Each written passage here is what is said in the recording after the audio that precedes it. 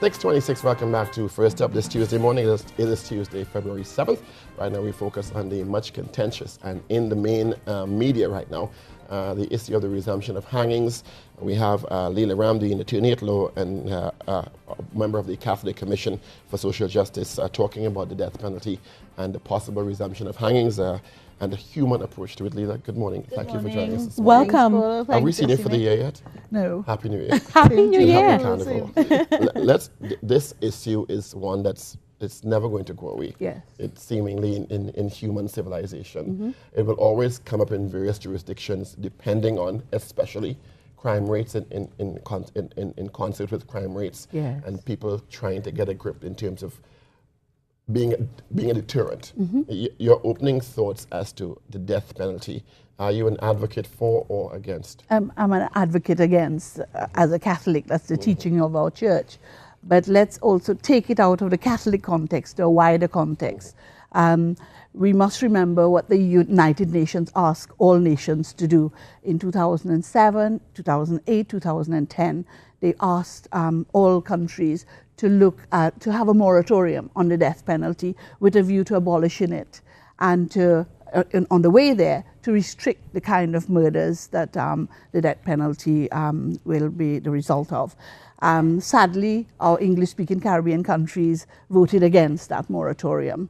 Tomorrow, we have been launched right here in Trinidad and Tobago, the UNDP's report on citizen security in the Caribbean region. I attended previous consultative sessions, and I know some of the recommendations will look wider than the death penalty. So there are areas that we need to look, and it's not only a religious issue, it's a civil issue and civil rights issues too.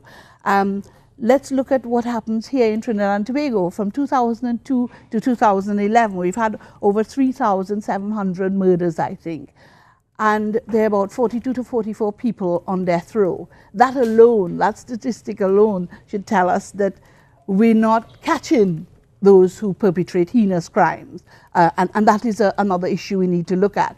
So are we dealing with the causes, the root causes of in terms of serious crime in our country? And have we got a criminal justice system that's really apprehending those who perpetrate these crimes? Though rather than just bay for blood, we need to map out where we are as a country, what are the root causes, and deal with it. Our new Archbishop has just said that last week on his TV program Shepherd's Corner, that we need to come together and look at the root causes if we are to address crime. Just asking for the death penalty, knowing that we have very long processes. Our justice system, Amy Anamuntodo was killed since 2005. Her alleged killer is now before the courts, 2012. So that tells you how long it takes for the processes. We also need to look at why, in fact, the English-speaking Caribbean countries cannot find it difficult to implement the death penalty in any case. You will remember the 1994 case of Earl Pratton and Ivan Morgan, in which the Privy Council laid down strict guidelines as to the time limit for executing people who have been convicted. And they said that it should be within a 5-year period, otherwise it will be seen to be inhumane and inhuman, degrading treatment of prisoners. And so if someone is on death row for that period of time, their time must be commuted to life. There have been other cases that came up before the Privy Council after that showed even less than 5 years, the Privy Council found some reason to say, you can't execute. We know when Jeremy Brown, the MP from England, came over here, he made it clear, England is not into the death penalty, as we know. And so because of that, some say that the Privy Council will always find some reason to say, you can't hang. So as long as we remain with the Privy Council, not to say that the Caribbean Court of Justice is going to be a hanging court, but we are part of the Privy Council, and we have signed up Trinidad and Tobago to international conventions, which is important also. These international conventions allow prisoners a right to appeal to those. So after you go through Court of Appeal and the Privy Council, they can appeal to those courts. We know what happened to Glenn Ashby a few days before the 5 years, while his he was still, his case was still being heard by an international court, the International UN Court of Human Rights.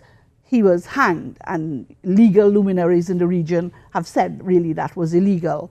So when we have processes like that where people have a right to these appeals, we know how long it takes, and the 5 years could pass. So that has made it almost impossible for English-speaking Caribbean countries to implement the death penalty. Given all those facts, it is sad that we're still giving the public the impression that we can hang, when in fact it's so impossible. So let's look at the wider issues that we can, what are the things that we can do?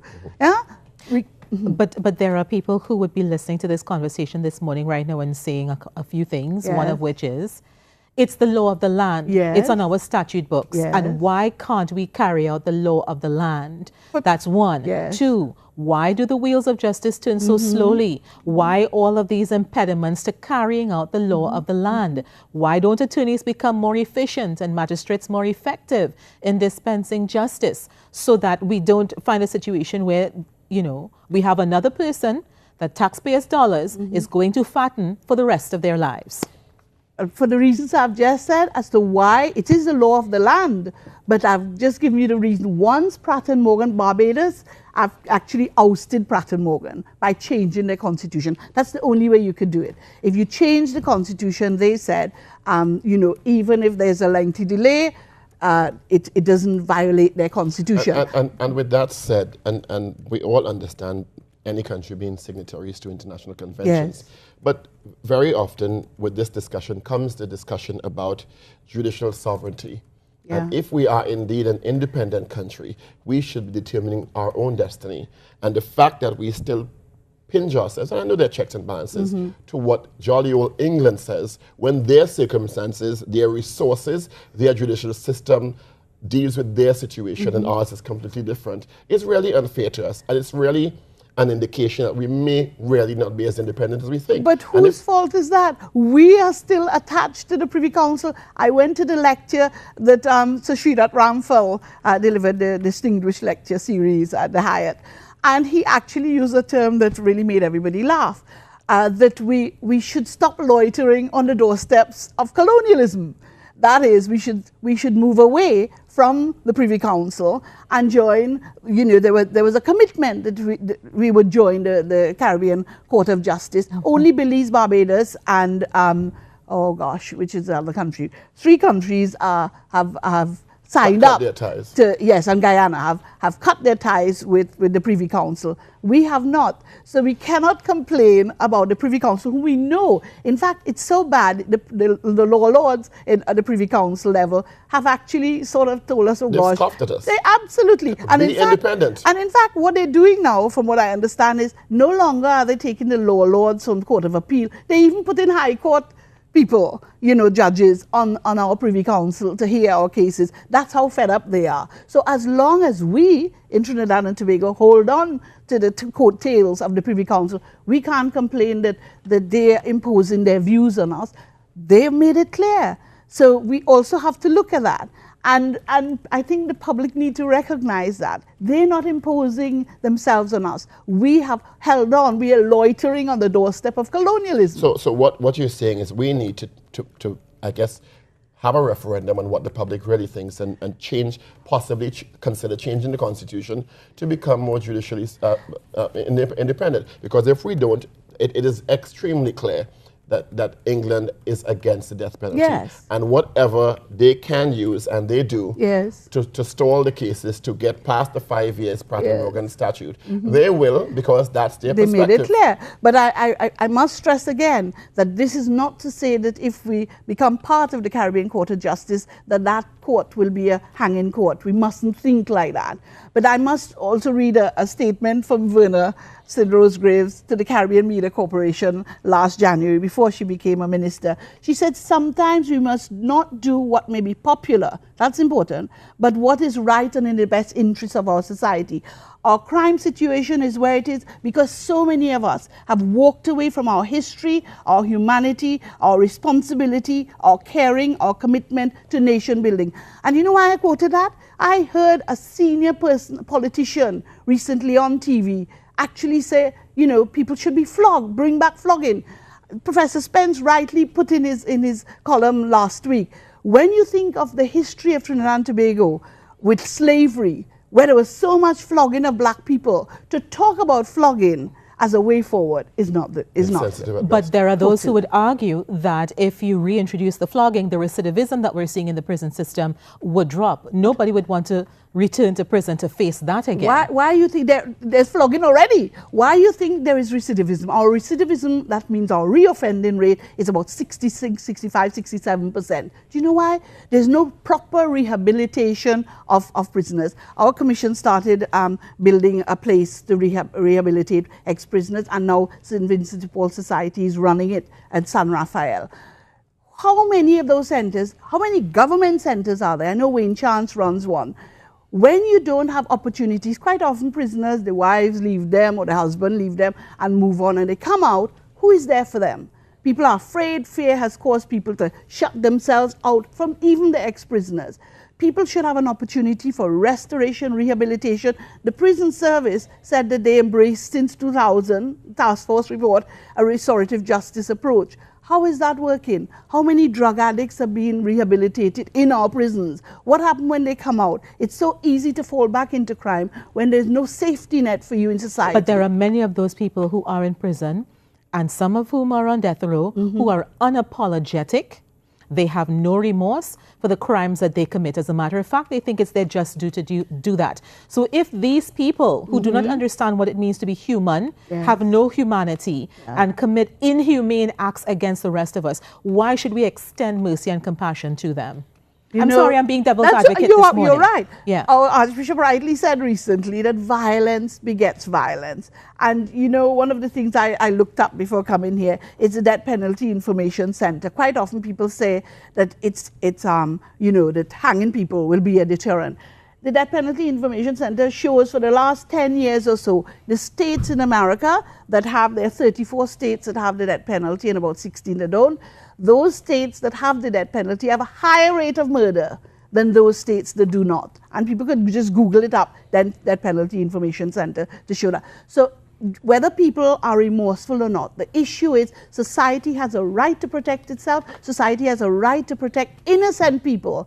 But like our catechism says, section 2267, that if a state can find non-lethal means to protect society by, for instance, locking away the person for life, without parole even, which happens, you know, there are about 139 countries that have abolished the death penalty in law practice. So our church says, if you can find some way, non-lethal way of doing this, the state should limit itself to that, because that is more in keeping with the common good and with the dignity of the human person. Because even those in prison, while they, you know how many prisoners, like the fellow who was just executed in America, he converted his life. He started, you know, preaching to those who have committed crime, but he remained in prison. That's one person. Yes. And there's a different perspective that says, and I'm going to go back to your quote from Senator St. Rose Graves, that the society has the right to decide what's in its best interest and what is right. Yes. And when you have a situation where a society feels literally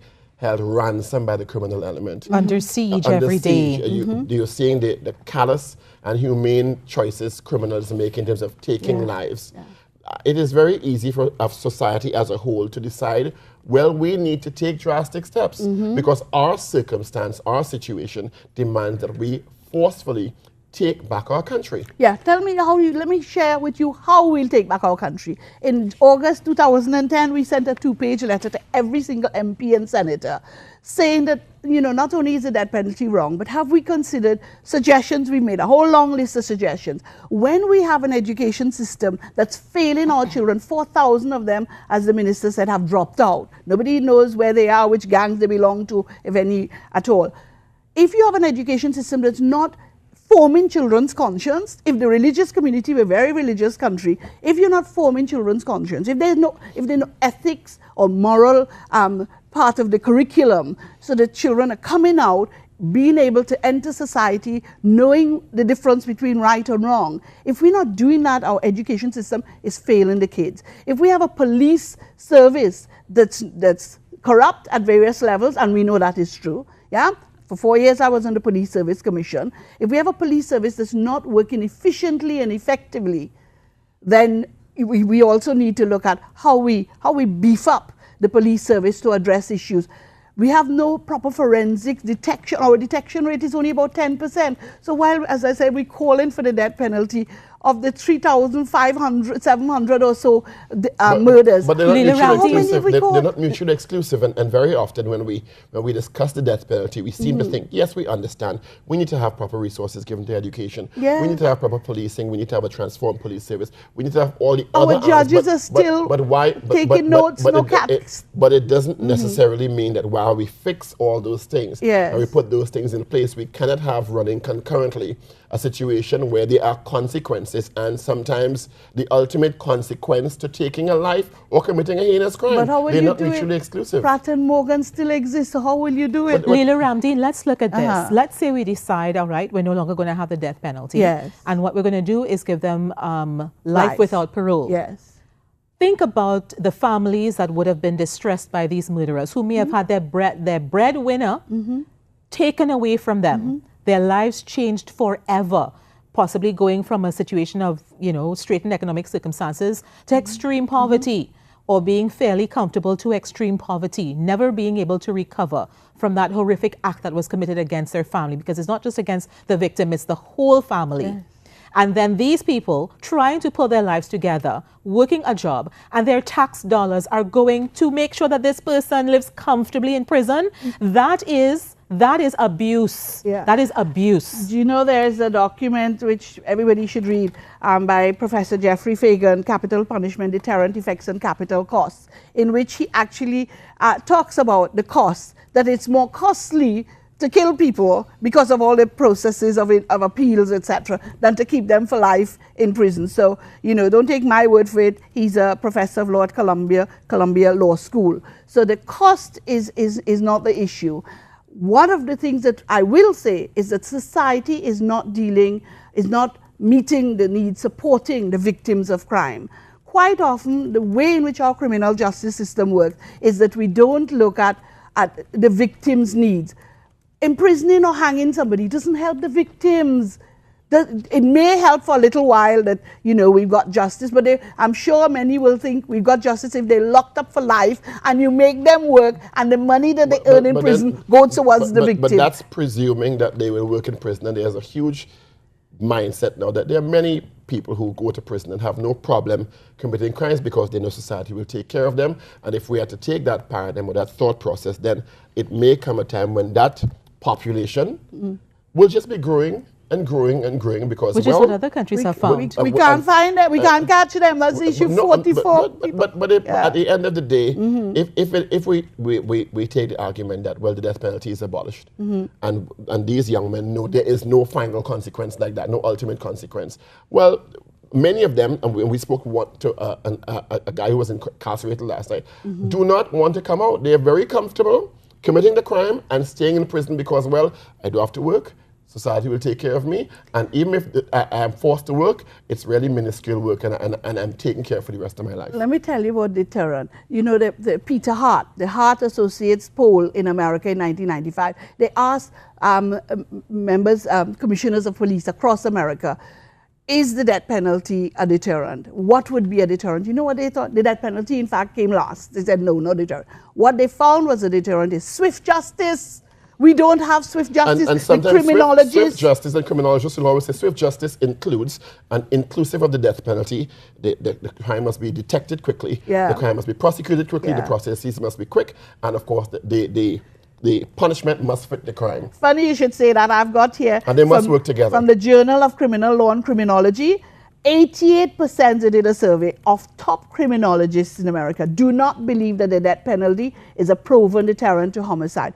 the Journal of Criminal Law and Criminology. So even the criminologists realize and very often it's the not... criminologists admit that is because the system has broken down in some parts and not all the parts are working in concert. No, this is based on the empirical data, not answered on the basis of their understanding of empirical research. So it's not their own feeling, We etc. unfortunately run out of time. Okay. But we have to continue the debate. Thank All you. right, thank you very much. Thank you for inviting me. The Thanks. spirited discussion on the merits and demerits of the death penalty in Trinidad and Tobago. We'll take a short break and then come back and focus on the spiritual Charter Baptist system and the education of their children. That and it.